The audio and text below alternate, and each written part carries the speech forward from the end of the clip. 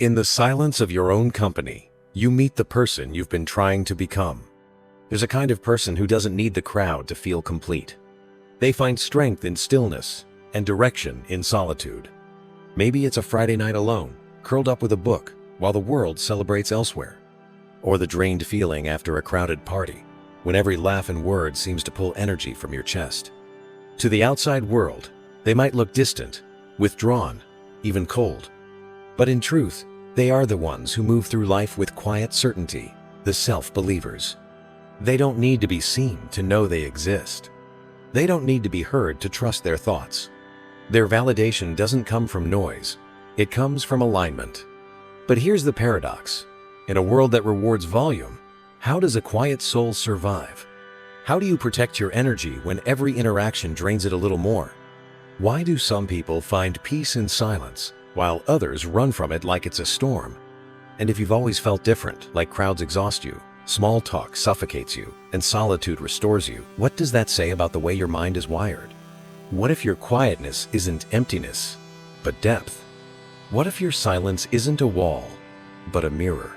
Let's explore the psychology of those who find strength in stillness, the ones who believe in themselves even when the world misunderstands their quiet. Have you ever left a crowded place feeling drained? Not because anyone hurt you, but because every sound, every word, every smile felt like static in your brain? Have you stayed quiet in a conversation? Not because you had nothing to say, but because your thoughts were still forming? This is the introvert's rhythm. Slow, deep, deliberate. They process, reflect, replay. Sometimes that means replaying a conversation in their head, noticing the tiny pauses or gestures others missed, and thinking about what it really meant. When they seem quiet, they're not disengaged, they're decoding. Most people misunderstand it. They call it shyness, but it's not. Shyness fears judgment. Introversion embraces solitude.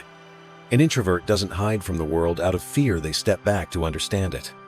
They find clarity where others see boredom. They find peace where others feel loneliness. Because to an introvert, being alone isn't a punishment, it's maintenance. Inside every introvert lives a vast internal world. It's filled with conversations, theories, and questions that never stop evolving. They are not antisocial, they're internally social. Their thoughts are alive. Their imagination is loud, like sketches forming across a blank canvas in their mind. In solitude, they construct universes, ideas, connections, meanings. It's no surprise that many great thinkers, writers, and inventors were introverts. Take Albert Einstein, for example. He spent hours alone, lost in thought, visualizing complex concepts that would eventually reshape physics. They weren't running from the world, they were building it in their minds first. And when they finally speak, the room listens. Because silence has already filtered the noise. Their words are fewer, but they land heavier. Their confidence isn't in performance, it's in precision. Introverts don't seek attention. They command respect through understanding. They don't talk to be heard. They talk when they have something worth saying. Quiet strength often comes with a hidden cost.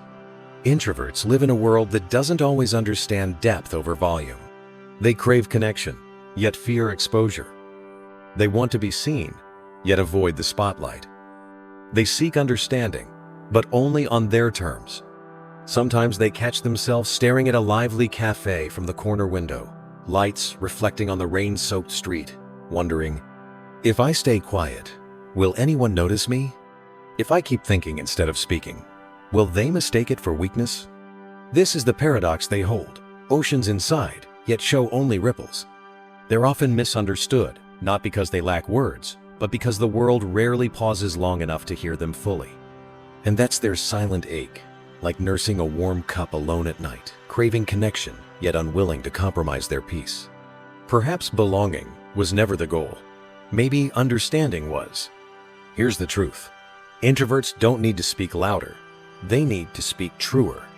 They master the art of selective expression, knowing when to engage, when to observe, and when to let silence carry the weight.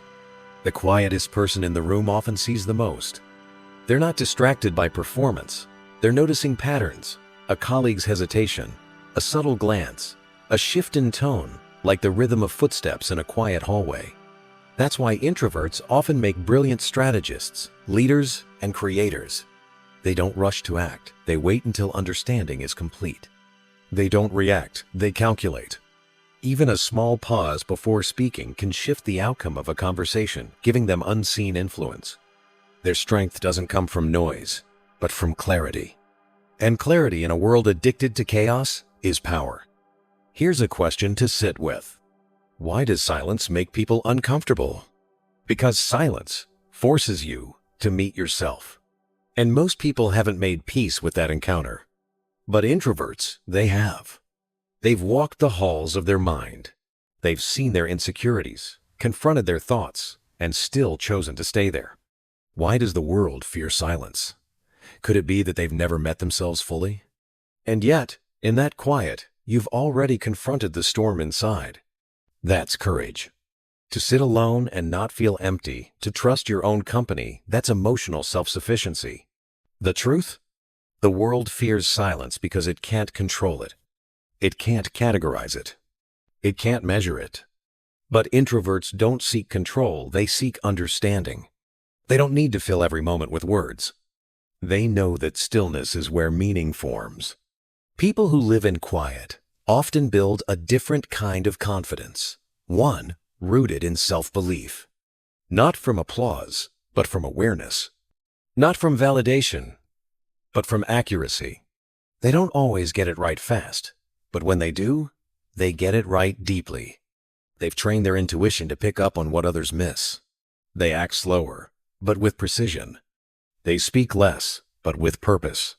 Even choosing the right words for a short email can make all the difference. Precision matters. They're not afraid of being alone because they've learned that solitude isn't isolation, it's alignment. Every decision they make is backed by internal evidence, not external approval. And that's what makes them unshakable. The world often mistakes stillness for weakness, but stillness is where strength is born. An introvert doesn't need to be seen to exist.